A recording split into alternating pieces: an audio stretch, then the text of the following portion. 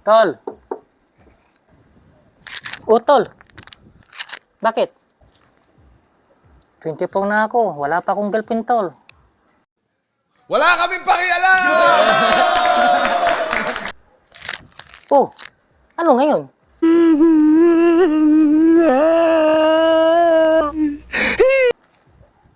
Ano ba ang gagawin ko para magustuhan ako ng babae? Wait a minute. Who are you? Immigration di.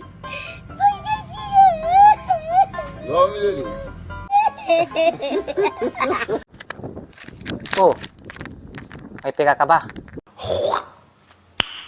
Nice. Wala nga eh. Bakit?